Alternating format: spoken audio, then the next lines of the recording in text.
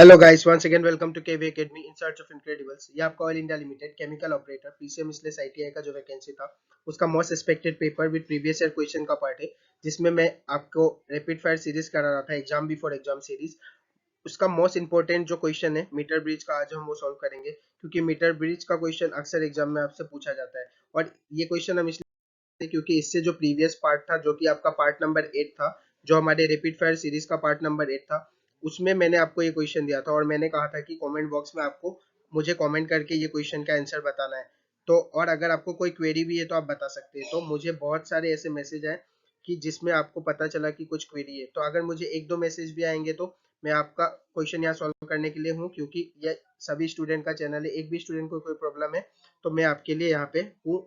मैंने आपसे बार बार कहा था, और आपका एक दो क्वेरी भी है तो मैं आपको सॉल्व करके ये क्वेश्चन दिखाऊंगा, क्योंकि एग्जाम के लिए इंपॉर्टेंट है। अगर ये क्वेश्चन एग्जाम में आ गया तो आपको ऐसा नहीं लगना चाहिए कि सर ने ये क्वेश्चन नहीं कराया था। स्टार्ट करते हैं।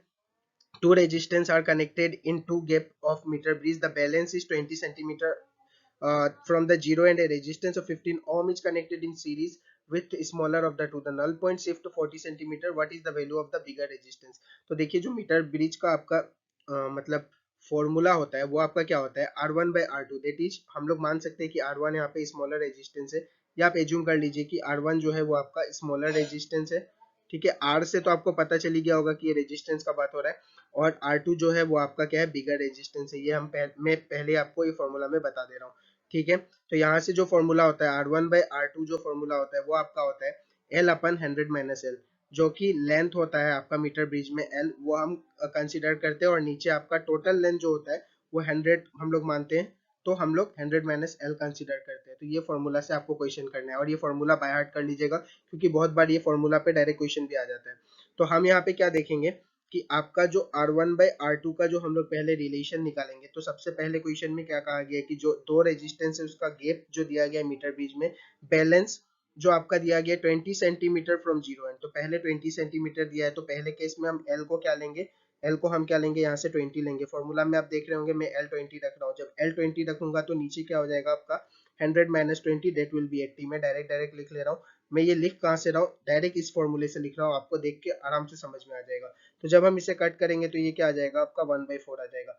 और जैसे यहाँ से 1/4 आया तो आपको डायरेक्ट रिलेशन दिख रहा होगा कि यहाँ से जो R1 है वो आपका क्या हो गया है, that is equal to R1 is equal to, तो हम लोग क्या करते हैं, यहाँ से R1 का वैल्यू नहीं निकाल के R2 का वैल्यू पहले निकाल लेते हैं।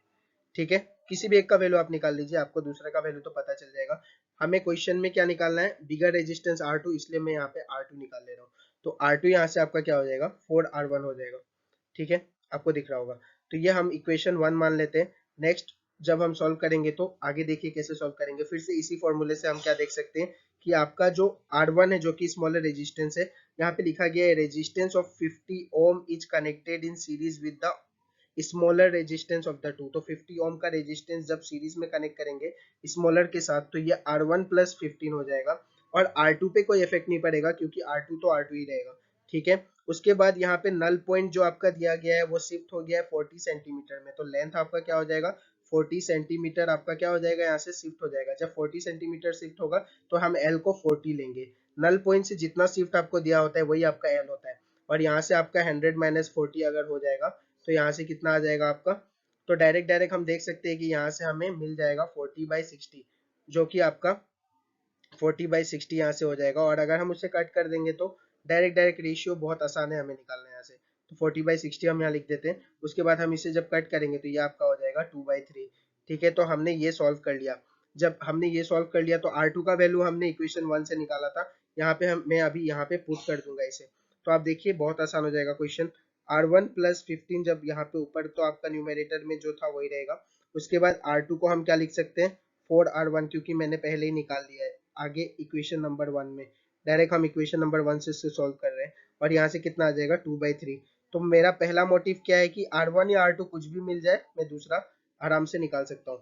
तो यहाँ से जब हम सॉल्व करेंगे तो आप देखिएगा सॉल्व करके, मैं यहाँ पे सॉल्व पूरा नहीं कर रहा क्योंकि जगह थोड़ा कम है। तो R1 यहाँ से पूरा पूरा आपका 9 ओम आ जाएगा। आप R1 का वैल्यू आराम से सॉल्व कर सकते हैं क्योंकि क्वेश्चन में एक ही R1 ही है।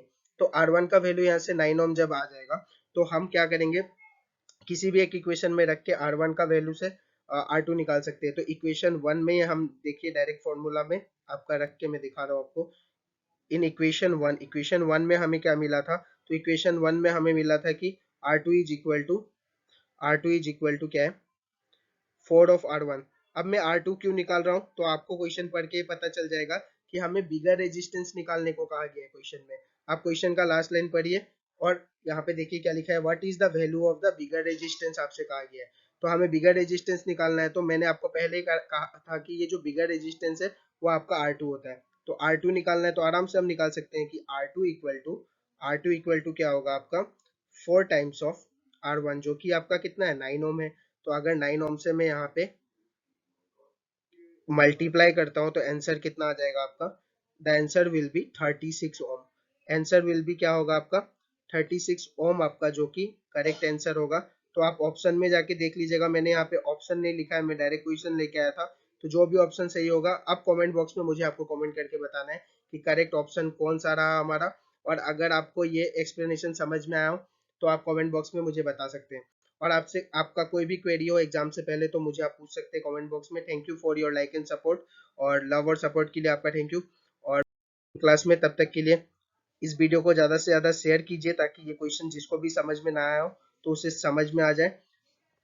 और ये क्वेश्चन बहुत ही इंपॉर्टेंट है एग्जाम के लिए, मैं आपको बताना चाहता हूँ। और please like and subscribe to our channel जिन्होंने भी अभी तक लाइक और सब्सक्राइब नहीं किया, क्योंकि आपको अच्छा अच्छा अगर कंटेंट देखने हैं तो आपको चैनल को लाइक और सब्सक्राइब करना होगा ताकि आपको उसका नोटिफिकेशन मिलता रहे time to time. Thank you very much, मिलते हैं अगले क्लास में।